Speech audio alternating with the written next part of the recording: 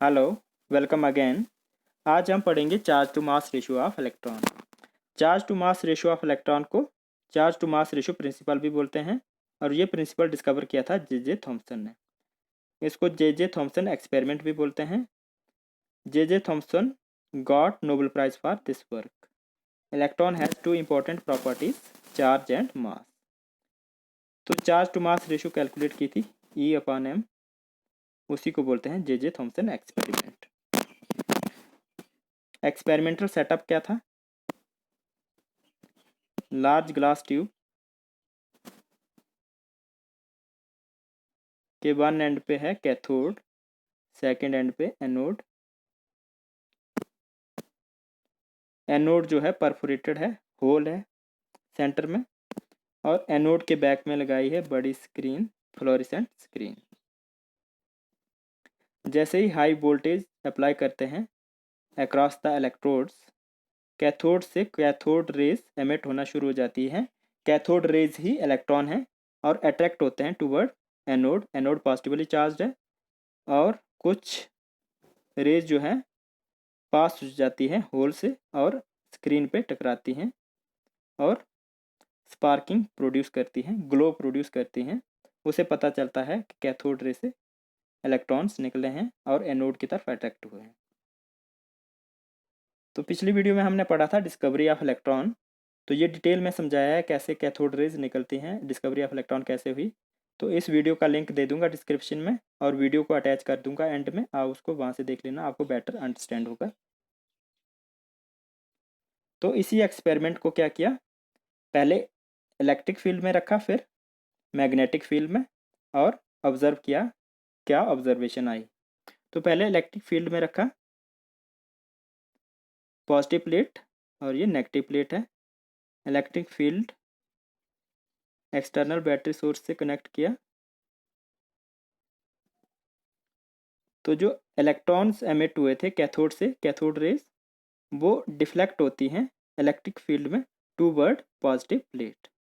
तो जैसे यहाँ पहुँचते हैं तो यहाँ से डिफ्लेक्शन होती है टूवर्ड पॉजिटिव प्लेट, थोड़ी सी डिफ्लेक्शन होती है और यहाँ पे टकराते हैं इलेक्ट्रॉन्स और यहाँ पे स्पार्किंग प्रोड्यूस होती है, ग्लो प्रोड्यूस होता है।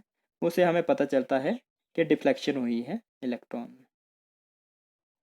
तो ये डिपेंड करता है, डिफ्लेक्शन डिपेंड करती है charge of electron and mass of electron क्या है, magnitude of charge of electron और मास ऑफ इलेक्ट्रॉन, और मैग्नीट्यूड कितना है जो हमने इलेक्ट्रिक फील्ड अप्लाई की। तो जितना ज़्यादा चार्ज होगा और जितना कम मास होगा उतनी ज़्यादा डिफ्लेक्शन होगी, और मैग्नीट्यूड ऑफ इलेक्ट्रिक फील्ड पे भी डिपेंड करता है। सेकेंडली, मैग्नेटिक फील्ड अप्लाई की, तो मैग्नेटिक फील्ड जो है परपेंडिकुलर अप्लाई की इलेक्ट्रिक फील्ड के। तो मैग्नेटिक फील्ड जो है वर्टिकल है इस तरह से। तो इलेक्ट्रिक फील्ड के परपेंडिकुलर लगाई गई मैग्नेटिक फील्ड। तो नॉर्थ पोल जो है बैक ऑफ द ट्यूब है और साउथ पोल जो है फ्रंट ऑफ द ट्यूब है। यहाँ से नॉर्थ टू साउथ पोल जो है मैग्नेटिक फील्ड लगाएगी। फिर ऑब्जर्व किया गया तो मैग्नेटिक फील्ड की प्रेजेंस में इलेक्ट्रॉन जो डिफ्लेक्ट हुआ वो हुआ डाउनवर्ड। डाउनवर्ड डिफ्लेक्ट हुआ, इसका पता कैसे चला, यहाँ पे ग्लो प्रोड्यूस हुआ, स्पार्क प्रोड्यूस हुआ, उसे पता चला कि मैग्नेटिक फील्ड में इलेक्ट्रॉन ऑपोजिट डिफ्लेक्ट हो रहा है as compare to electric field. तो इलेक्ट्रिक फील्ड में अपवर्ड डिफ्लेक्ट हुआ था। तो यहाँ पे भी डिफ्लेक्शन डिपेंड करती है चार्ज ऑफ इलेक्ट्रॉन, इलेक्ट्रॉन पे चार्ज कितना है, मास कितना है। तो मास कम होना चाहिए तो मोर डिफ्लेक्शन होगी, चार्ज ज़्यादा होगा तो मोर डिफ्लेक्शन होगी। और मैग्नीट्यूड ऑफ मैग्नेटिक फील्ड पे भी डिपेंड करता है, जितने ज़्यादा मैग्नीट्यूड होगा उतनी ज़्यादा डिफ्लेक्शन होगी। तो जे थॉमसन ने क्या किया, वो वैल्यू चूज़ की इलेक्ट्रिक फील्ड और मैग्नेटिक फील्ड की जिसमें नेट डिफ्लेक्शन ज़ीरो हो। तो पहले इलेक्ट्रिक फील्ड लगाए तो इलेक्ट्रिक फील्ड से डिफ्लेक्शन अपवर्ड हो रहा था, मैग्नेटिक फील्ड से डाउनवर्ड हो रहा था। तो इन दोनों डिफ्लेक्शन को अपोजिट डायरेक्शन में जो हो रही थी, इनको न्यूट्रलाइज करने के लिए इलेक्ट्रिक फील्ड जो है मैग्नेटिक फील्ड के इफेक्ट को न्यूट्रलाइज करता है, और वो वैल्यू चूज़ की जब नेट डिफ्लेक्शन ज़ीरो थी। Means no deflection.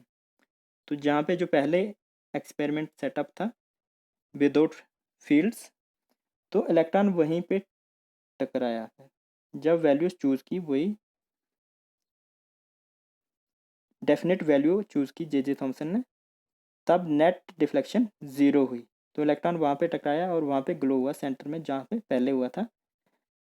तो उस वैल्यू पे कैलकुलेट किया उन्होंने चार्ज टू मास रेशो, और जो वैल्यू आई वो थी 1.7582 इंटू 10⁻11 कोलम पर किलोग्राम।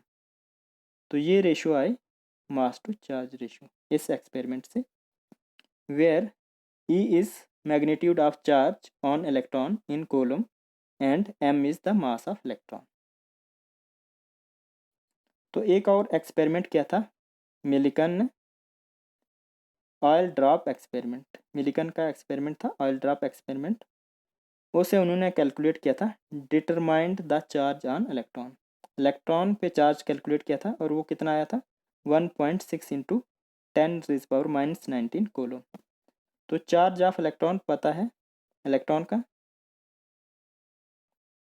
तो हम इस इक्वेशन से मास कैलकुलेट कर सकते हैं क्योंकि रेशियो हमारे पास है।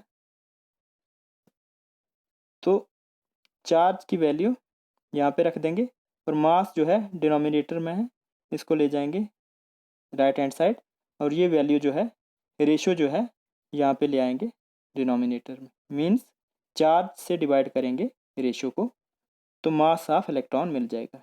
Therefore mass of electron m is equal to charge है 1.6 इंटू 10⁻19 कोलम, और जो रेशियो जो है वो क्या है 1.758। तो इसको 2 डेसिमल में लाया है, 1.76 रखा मैंने, 2 डेसिमल में लाया है, इंटू 10⁻11 कोलम पर किलोग्राम। तो ये सिंप्लीफाई करके आया is equal to 9.11 into 10⁻31 kilogram. तो ये मास आया, मास ऑफ इलेक्ट्रॉन। तो यहाँ पे जो कोलम कोलम कैंसल आउट हो गया, पर किलोग्राम था तो ये न्यूमरेटर में गया, किलोग्राम हो गया। तो मास का यूनिट केजी में आ गया। यहाँ पे 10⁻⁻ प्लस में है और ये न्यूमरेटर में गया तो प्लस में हो गया 30, और इसको डिवाइड करके इसको 1 डिजिट में लाने के लिए यहाँ पे 10 और क्या ये कैलकुलेशन करेंगे आपको आ जाएगा इजीली। तो मास ऑफ इलेक्ट्रॉन जो है 9.11 इंटू 10⁻31 kg है, और चार्ज क्या होता है 1.6 इंटू 10⁻19 कोलम। तो ये दो इंपॉर्टेंट जो वैल्यूज़ थी, प्रॉपर्टीज़ थी इलेक्ट्रॉन की, वो पता चल गई हमें।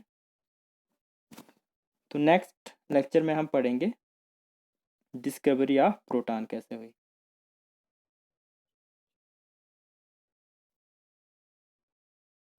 तो ये था J Thomson experiment, mass to charge ratio. Thank you.